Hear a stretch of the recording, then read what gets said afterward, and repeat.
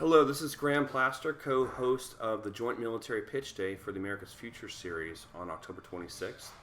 And we have a number of great panels happening all day, including experts on venture capital and the future of the military-industrial complex. But right now, I'm pleased to be sitting with retired Rear Admiral Paul Becker, who has a distinguished career in intelligence and technology. And we're going to be talking about one thing, and we'll get to that in a minute. But as I introduce Paul Becker, I'm excited to highlight a couple things. One is he's been the Director of Intelligence for the Joint Chiefs of Staff. He's been the J2 for Pacific Command.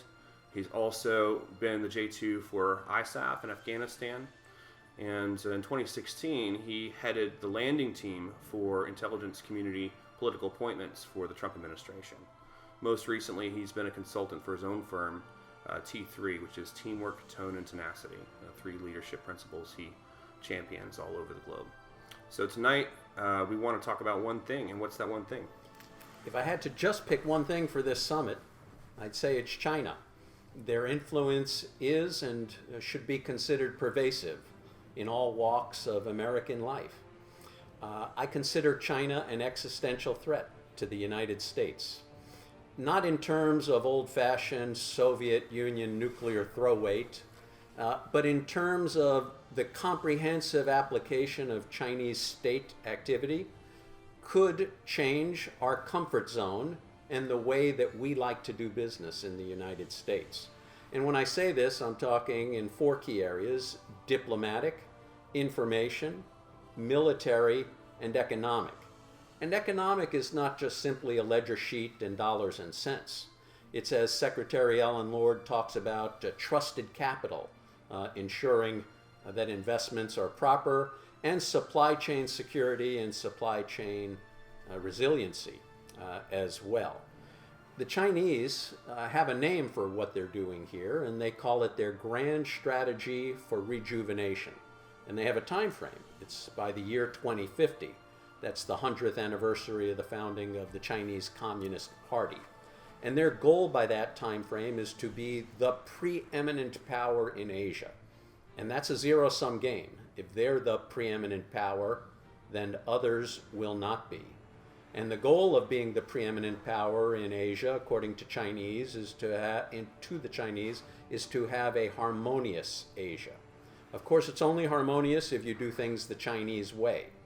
And beyond that, their goal in rejuvenation is to return to what they believe is their national place, international center of the globe, and to have a harmonious world. And they're building that out now through their Belt and Road initiatives. So what are the primary concerns that you have with China right now? There are many. Those four broad categories I talked about. But let me pick another key word that the Chinese are fond of using, and it's called informatization. It doesn't roll off your tongue in English. In Chinese, it's qianxihua, or informatized application of the economy to include towards warfare. They've been writing and talking about this for several decades at this point. And broadly, it's a move from their industrial age process to modern sensor capabilities. And when I talk about sensors, I'm talking about full use of the electromagnetic spectrum from space to the seabed. It's machine learning, it's artificial intelligence, it's quantum computing, and it's all enabled by cyber activities. So does China have a cybersecurity strategy that you know of? They absolutely do. It's a cyber-enabled information warfare strategy is how they'd phrase it. And information warfare, along with psychological warfare and legal warfare, are the three pillars of how China would like to advance their interests without actually getting into combat. When it comes to cyber, it's a critical element for them. All aspects of their society is involved, and they see it not just as a domain, but a source of information for them to enable their development and to defend against what they perceive as containment of their expansion. And how would you differentiate the cyber security approach of the United States with that of China? Yeah, they're wildly different. For example, the U.S. sees cyber as a seamless global network of open interoperable networks. We believe in secure, reliable, redundant, private property, privacy for users as well, with multi-stakeholder governance is our view of cyberspace and the internet. The Chinese have a very different one. I'd use another word, and it focuses on sovereignty or control. This is why they have a great cyber wall. They believe in state control of the World Wide Web and cyberspace. They believe in one nation, one vote when it comes to governance. And they're very active at the United Nations, for example, in using influence peddling to get other nations to vote for their cyber interests, such as establishment of global cyber hubs in places like, go figure, China along the way. They see cyber as a road for their economic growth.